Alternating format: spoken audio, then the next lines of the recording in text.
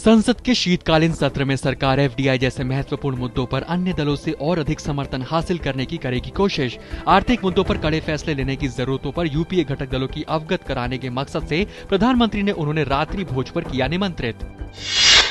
दूरसंचार मंत्री कपिल सिब्बल ने कहा है कि दूरसंचार स्पेक्ट्रम के लिए दूसरी नीलामी मार्च से पहले करने की है योजना। कहा सरकार को स्पेक्ट्रम नीलामी तथा मौजूदा दूरसंचार कंपनियों पर एक मुश्त शुल्क से 17,343 करोड़ रुपए होंगे प्राप्त। उन्होंने ये भी कहा कि सरकार एफडीआई मुद्दे पर संसद में किसी भी प्रस्ताव का सामना करने के लिए है तैयार। वित्त मंत्री पी चिदम्बरम ने कहा है कि विधेयकों को संसद के शीतकालीन सत्र में पारित कराने पर समर्थन जुटाने के लिए राजनीतिक दलों से किया जा रहा है संपर्क। कहा संसद के आगामी शीतकालीन सत्र में विधायी कार्य बहुत अधिक होंगे। वित्त मंत्री ने यह भी कहा कि अर्थव्यवस्था को लीक पर लाने के लिए उठाए जा रहे हैं कदम। सूचना एवं प्रसारण मंत्री मनीष तिवारी ने कहा कि यूपीए सरकार को 5 वर्षों का जनमत मिला है और सरकार पूरा करेगी अपना कार्यकाल।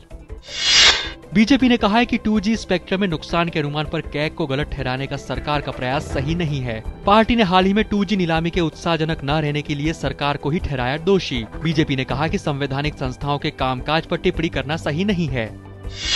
समाजवादी पार्टी ने अगले लोकसभा चुनावों के लिए 55 उम्मीदवारों की सूची की जारी। उम्मीदवारों को अपने क्षेत्र में तैयारी करने को कहा।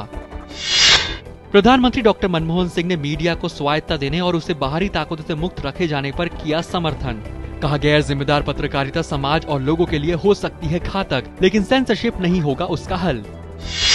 हाई स्पीड रेल कॉरिडोर, नई पर्यटक रेलों के विस्तार, समुद्र तटीय क्षेत्र के कटाव और मछुआरों की सुरक्षा जैसे महत्वपूर्ण मुद्दों पर दक्षिणी राज्यों के मुख्यमंत्रियों की बेंगलुरु में बैठक। केंद्रीय गृह मंत्री सुशील कुमार शिंदे की अध्यक्षता में हुई दक्षिण क्षेत्रीय परिषद की बैठक।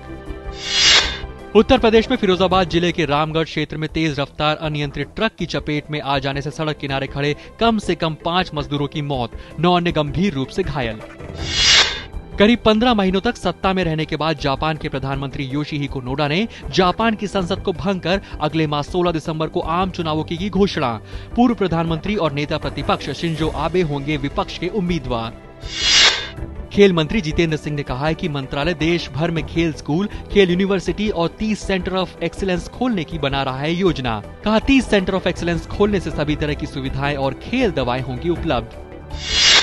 अहमदाबाद टेस्ट के दूसरे दिन चेतेश्वर पुजारा ने बढ़िया खेल दिखाते हुए लगाया दोहरा शतक। भारत ने 8 विकेट पर 521 रन बनाकर की पहली पारी घोषित।